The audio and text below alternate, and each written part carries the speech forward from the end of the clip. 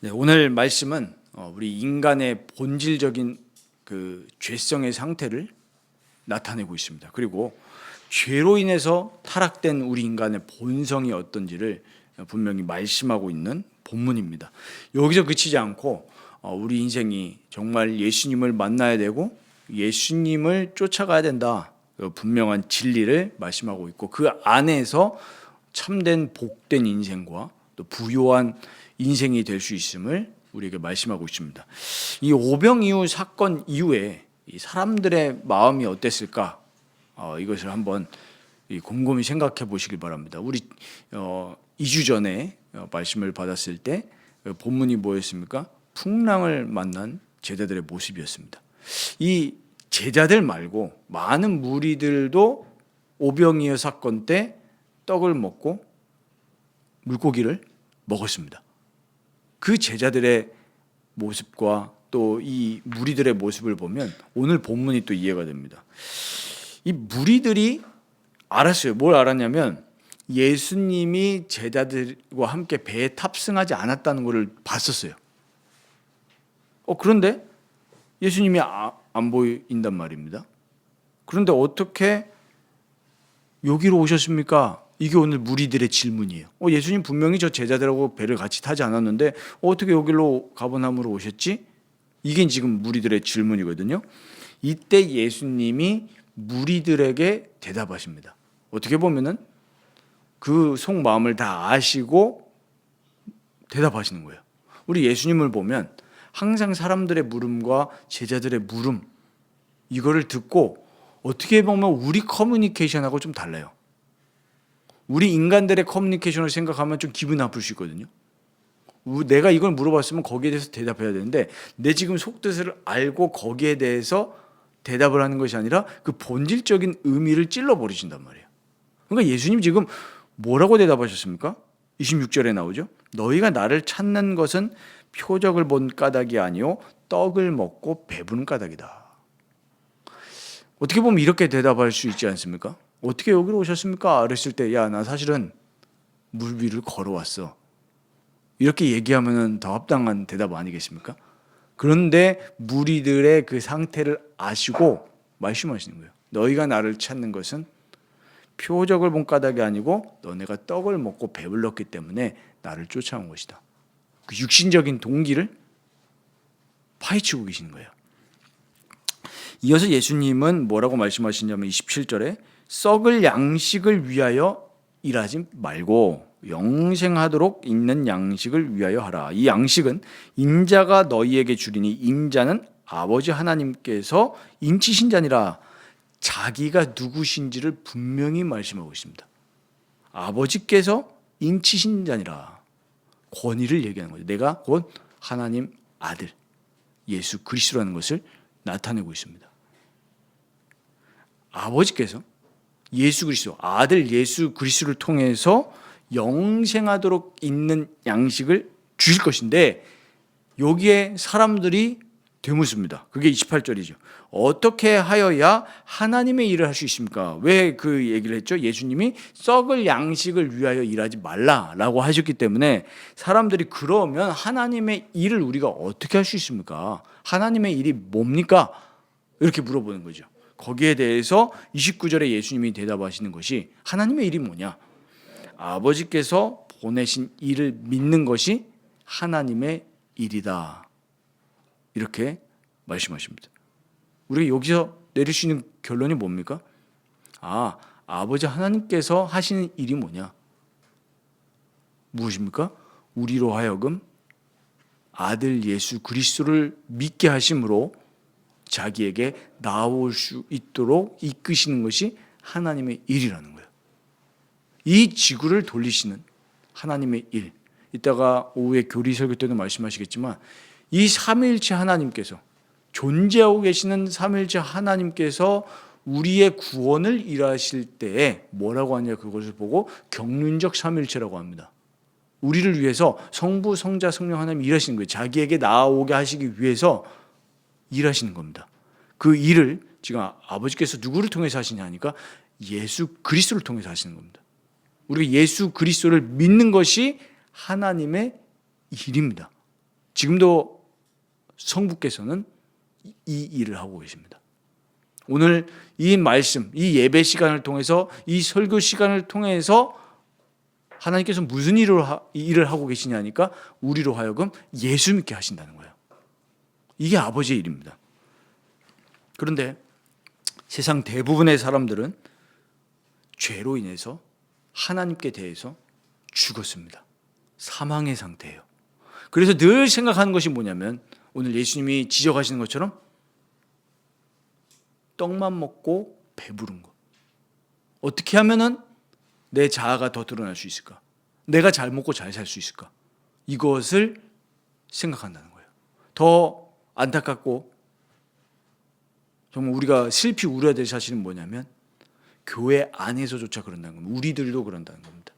목사들도 그런다는 겁니다. 진짜 예수를 믿고 예수 그리스도를 통해서 아버지 하나님과 교제하고 찬송을 돌리는 그것이 아니라 어떻게 하면 내가 이것을 이용해서 내 자아가 더 드러날 수 있을까?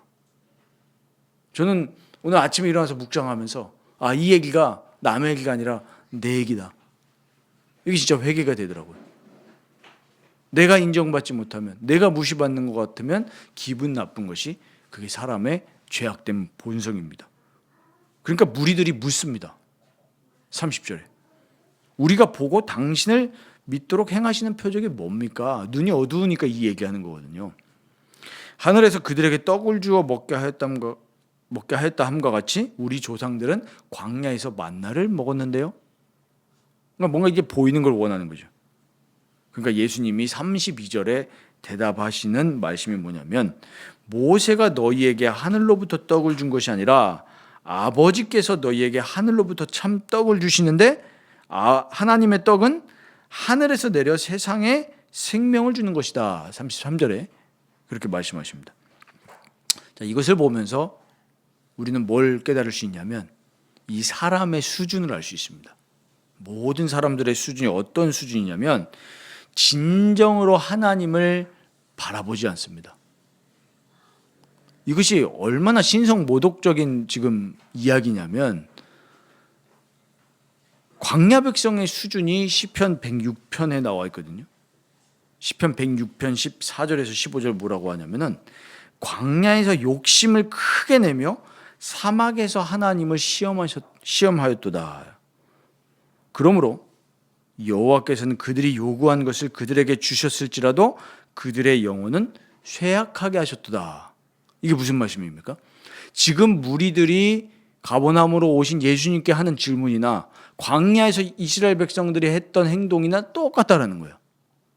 천지를 창조하시고 지금도 만물을 주관하시는 하나님에게 모든 것을 주실 수 있는 하나님에게 고작 먹을 거 가지고 하나님을 테스트하는 거예요.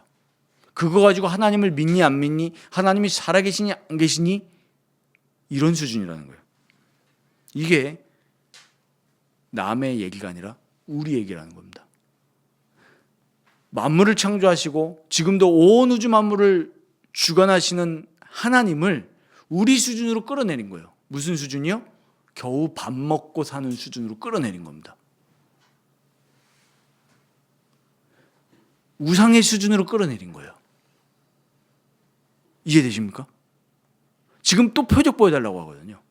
하나님이신 예수님이 오셨는데 인간의 몸을 입고 오셨는데도 불구하고 그것을 보지 못하는 어두움이에요.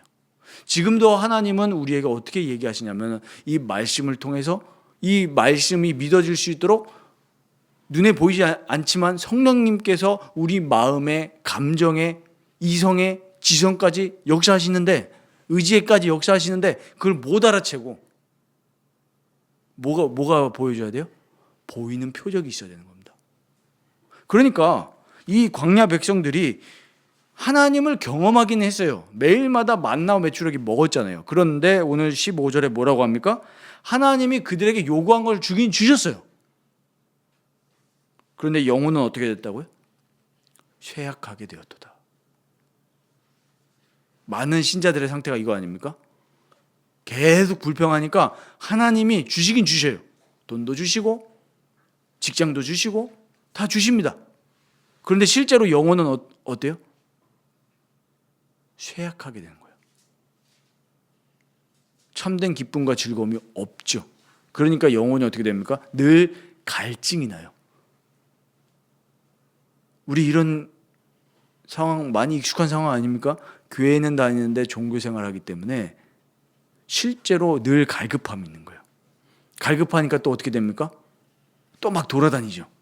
아, 이 교회 저 교회. 근데 진짜 영혼이 채워지지 않습니다.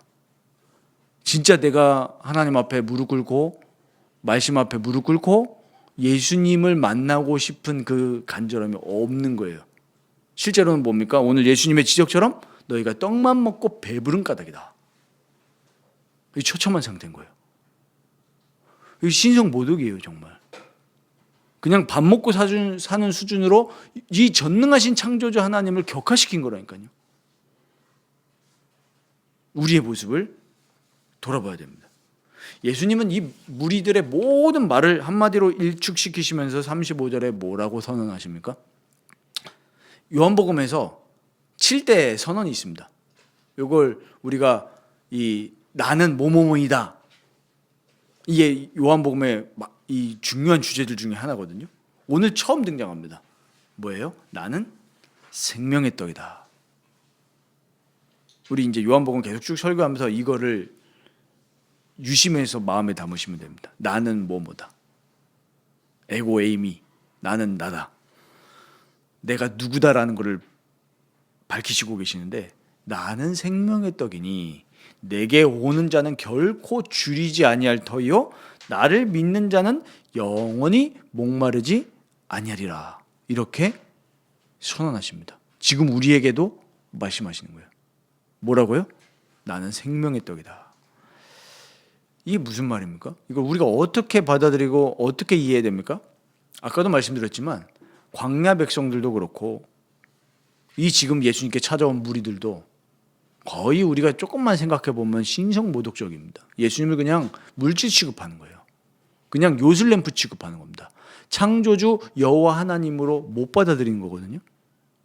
근데 오늘 예수님은 내가 생명의 떡이기 때문에 나에게 진짜 오면 너네가 목마르지 않고 줄이지 아니할 것이다. 이렇게 얘기하는데 우리 출애굽기 3장 14절에 하나님께서 뭐라고 말씀하십니까? 나는 여호와다. 나는 스스로 있는 자니라. 요거와 똑같아요. 예수님이 하나님이시라는 것을 지금 말씀하시는 겁니다. 나는 생명의 떡이다.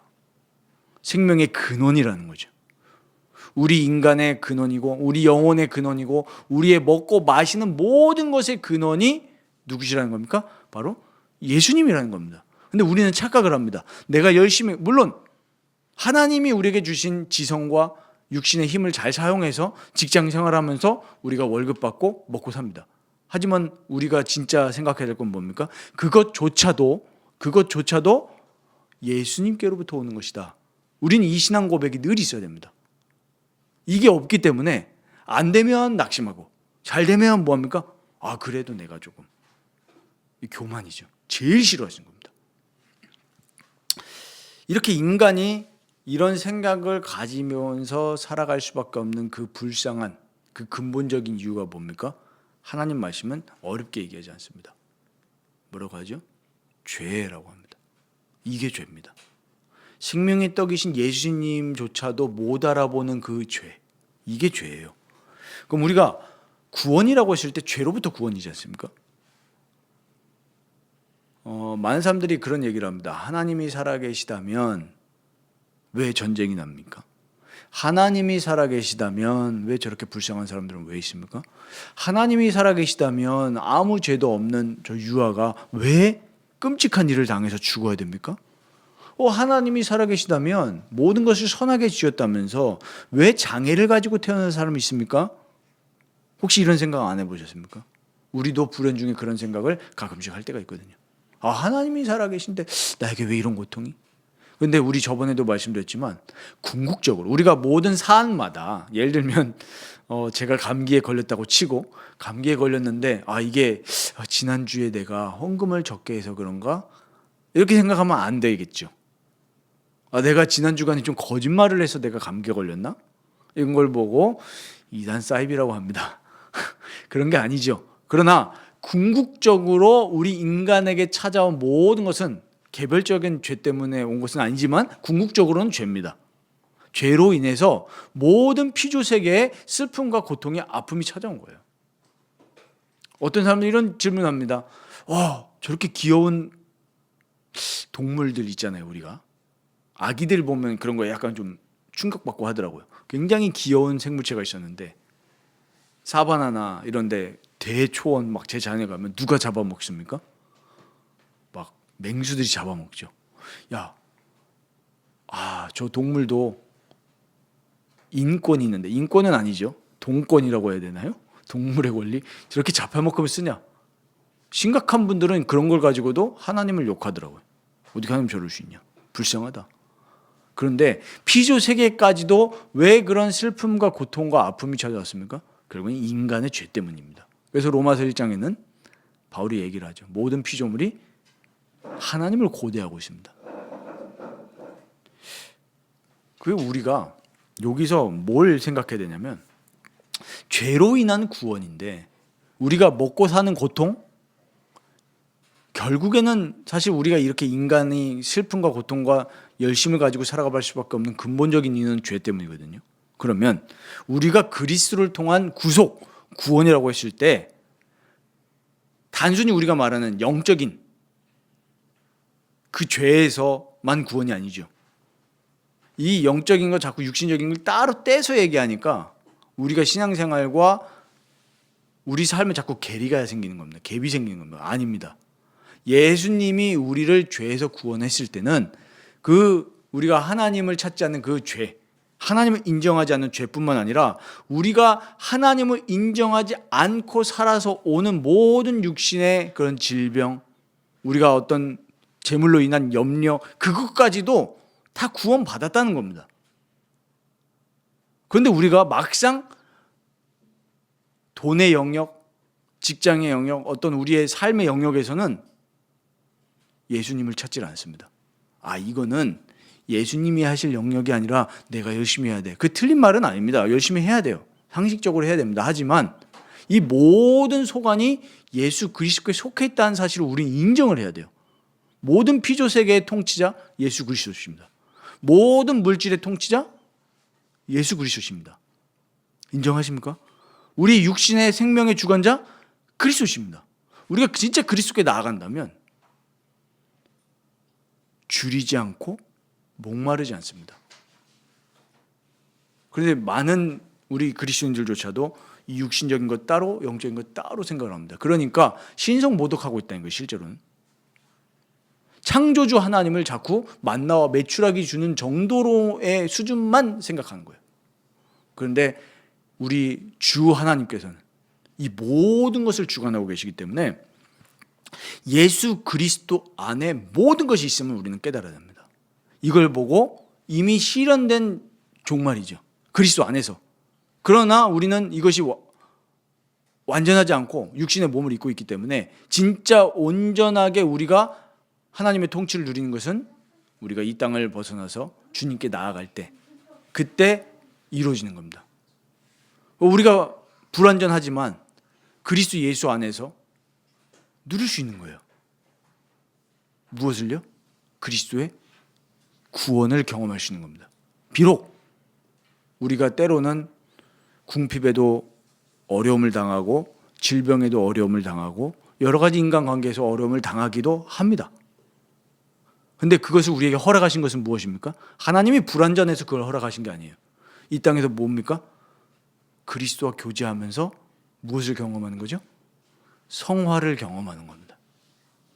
그리고 하나님이 우리를 미워하셔가지고 이 고통을 허락하시는 것이 아니라 자기를 바라볼 때 자기에게 진정한 구원이 있음을 경험하게 하시는 거예요. 누구에게요?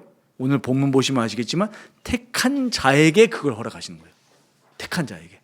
우리가 열심히 해서 주님이 우리를 택하신 것이 아니라 주님이 택한 자를 주님께서 그렇게 이끌어 가십니다.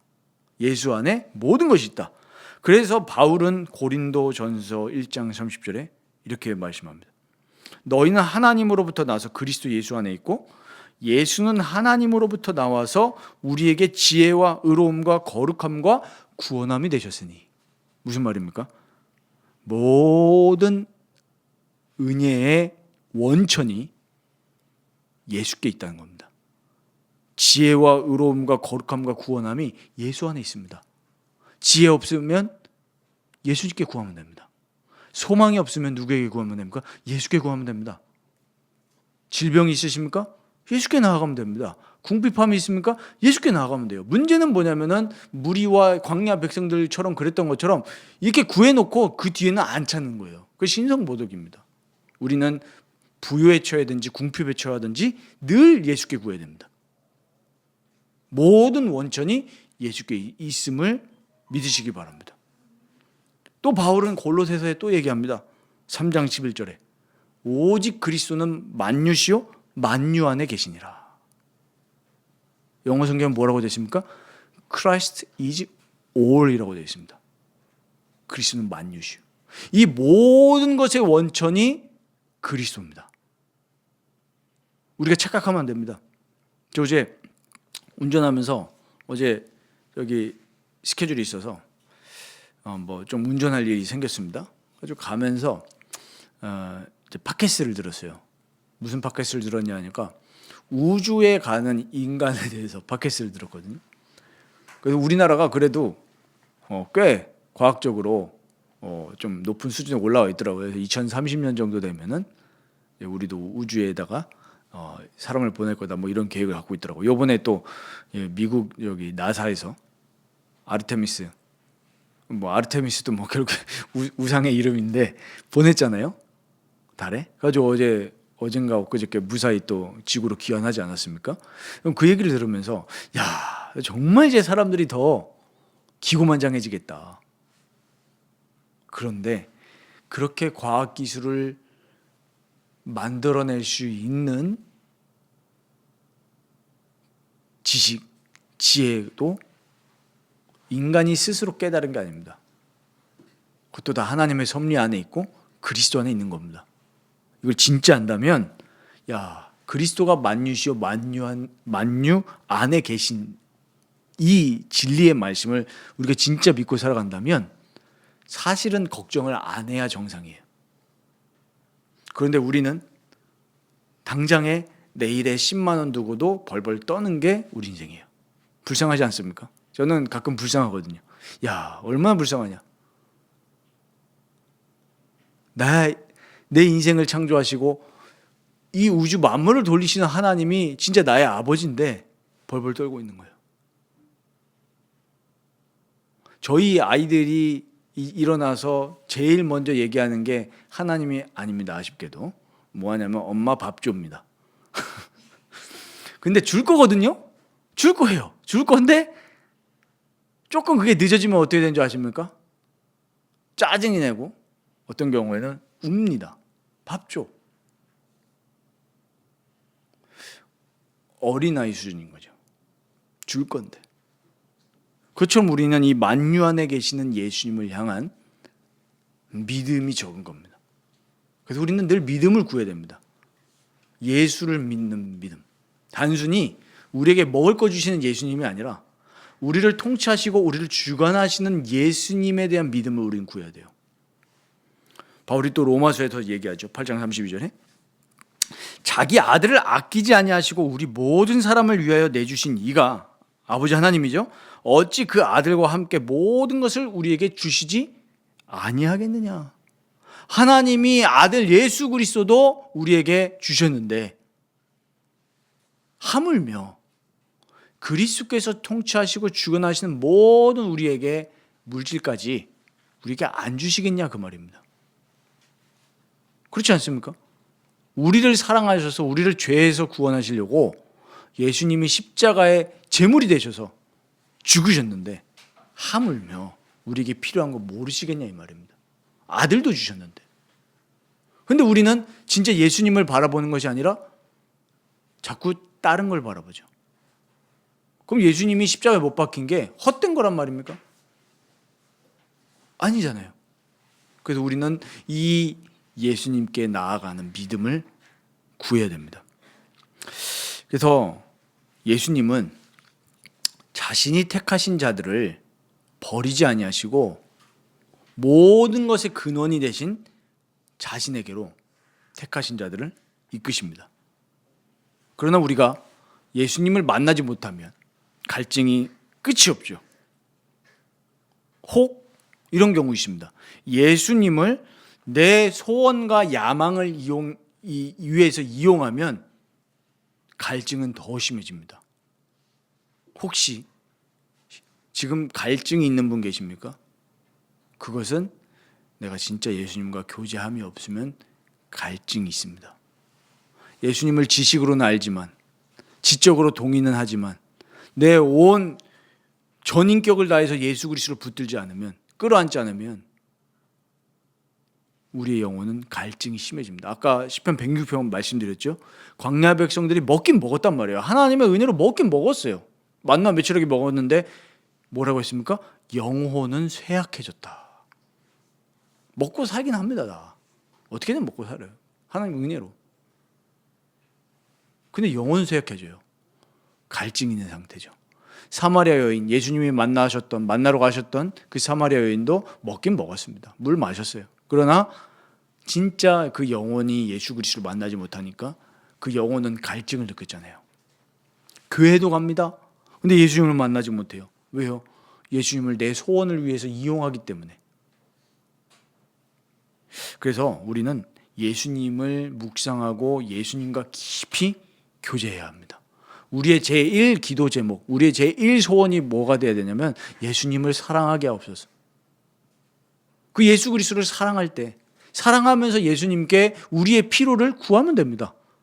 그런데 예수님을 사랑하지 않는데 예수님께 필요만 구하니까 실제로는 영혼은 갈증을 느끼는 거죠. 육신은 채워준다니까요. 하나님이. 우리 죽었습니까? 먹고 살지 않습니까? 그런데 영혼은 힘들죠. 왜요? 예수님을 구하지 않았기 때문에. 예수님은 내가 생명의 떡이니까 내게 오면 너네가 줄이지도 않고 목마르지 않는다. 이것이 단순히 영적인 것만 얘기하는 게 아니라니까요. 자꾸 우리는 영적인 거 따로 육신적인 거 따로 생각하는데 예수님께 나아가면 우리 영혼뿐만 아니라 우리 육신의 필요도 다 채워주신다는 거예요. 그러니까 답답한 거죠.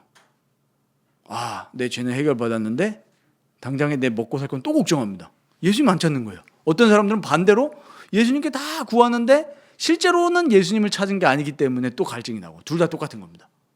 그래서 우리 사랑하는 성도 여러분들, 정말 우리가 예수님께 나아가서 예수님을 묵상하고 예수님과 교제하시면서 필요한 것들 구하시기 바랍니다.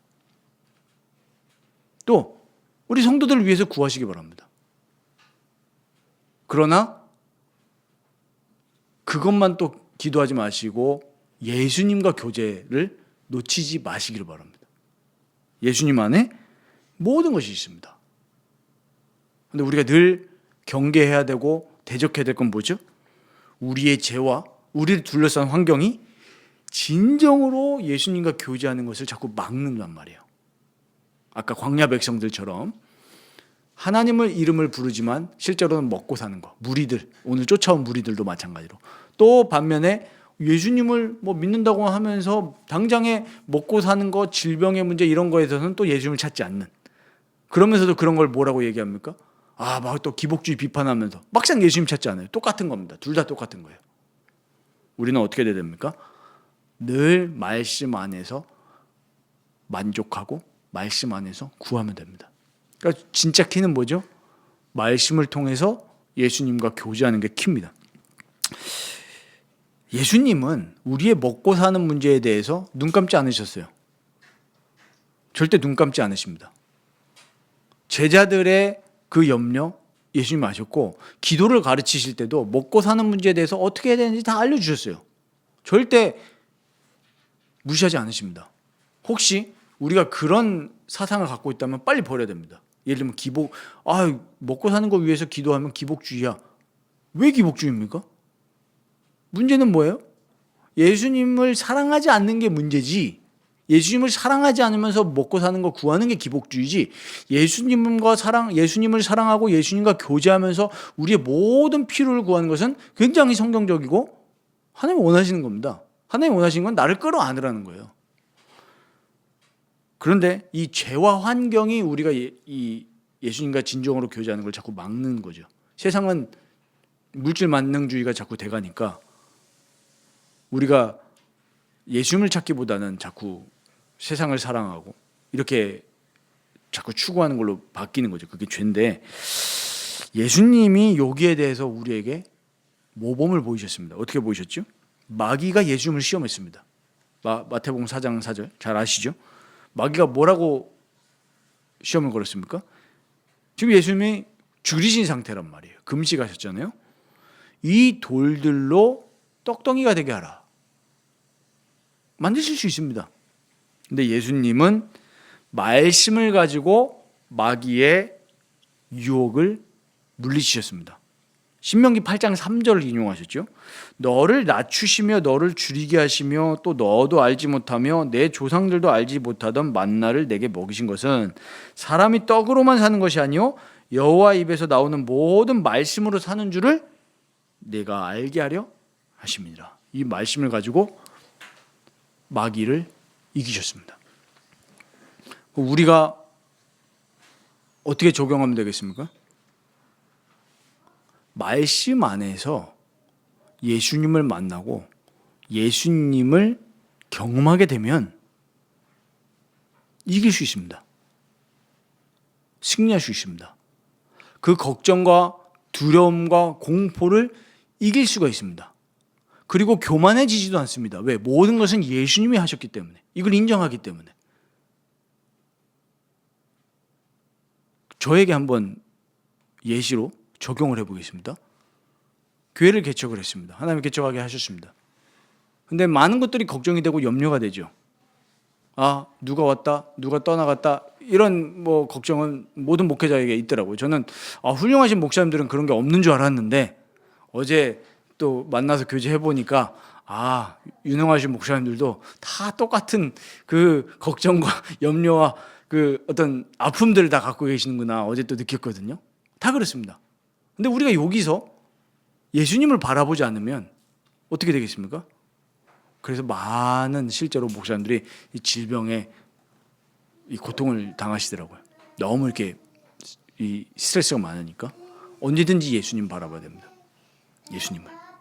그리고 예수님께서 은혜 주셔서 예를 들면 교회가 성장을 했다고 칩시다. 그때 많은 목회자들이 공격당하는 게 뭡니까? 교만이죠. 내가 이렇게 잘해서 했다. 근데 그때도 언제든지 뭘 놓지 말아야 됩니까? 예수님이 하셨다. 근데 말은 쉬운데 그게 안 되더라고요. 예수님이 하셨다. 우리는 항상 뭐가 들어가죠? 그래도 내가 열심히 하지 않았냐. 남에 대해서는 그렇게 얘기해 주셔도 됩니다. 그러나 나에 대해서는 그렇게 생각하면 안 됩니다. 우리가 남을 격려하고 수고 많이 하셨습니다. 남에 대해서는 얼마든지 그렇게 하셔도 되는데 나에 대해서는 엄격하셔야 됩니다. 내가 한 건 아무것도 없다. 바울은 실제로 그렇게 얘기했습니다. 내가 한 것은 아무것도 없습니다. 그리스도께서 하셨습니다. 우리가 이렇게 되려면 늘 그리스도와 교제하는 일을 놓지 말아야 됩니다. 그래서 이 말씀 우리 구절 한 구절을 보면서 말씀을 맺도록 하겠습니다. 바울은 이렇게 고백했습니다. 빌립보서 4장 11절 13절을 보면은 진짜 생명의 근원이고 모든 것의 근원이신 그리스도를 누렸기 때문에 나오는 고백이에요. 그냥 떡을 먹고 배불렀기 때문에 그리스도를 찾은 인생이 아닙니다. 바울은 어떻게 고백합니까? 나는 비천에 처할 줄도 알고 풍부에 처할 줄도 안다. 그 앞절에 보면은 자족하기를 배웠다 그랬죠. 왜 그랬습니까? 내게 능력 주시는 자 안에서 내가 모든 것을 할 수 있기 때문에 나를 먹이시고 나를 죄에서 구원하시고 나의 모든 인생을 주관하시는 생명의 떡이신 예수 그리스도 안에 있으면 이래도 괜찮고 저래도 괜찮다. 승리할 수 있다. 이 일체의 비결을 바울은 터득한 겁니다. 우리 사랑하는 우리 라이프교회 성도 여러분들, 오늘 마음속에 정말 담으시기 바랍니다. 단순히 떡을 먹고 배부르기 때문에 예수님을 찾는 인생이 아니라 나를 죄에서 구원하시고 나를 모든 죄로 인한 비극과 고통에서 구원하시고 나를 먹이시고 갈증을 해소시키시는 그 예수님께 나아가시고 예수님을 사랑하시고 예수님과 교제하시기 바랍니다. 이것을 누리는 것이 바로 말씀과 기도입니다. 굉장히 눈에 안 보이는 영적인 것인데 우리의 삶의 모든 것들을 변화시키는 것이 바로 그리스도의 능력인 줄 믿습니다. 이번 한 주간 정말 그리스도와 깊이 교제하시고 정말 이 본문 말씀을 깊이 묵상해 보시면서 나는 예수님을 어떤 존재로 찾고 있는가? 단순히 나의 요술램프인가? 나의 창조의 주관자, 내 인생의 주관자, 내 먹고 마시는 거, 나의 영혼의 피로를 다 아시는 구세주로 인정하고 누리고 있는가 점검해 보시면서 정말 이번 주에 이 달콤하고 또 시원한 그 예수님과의 교제를 마음껏 누리시기를 주님의 이름으로 축원드립니다.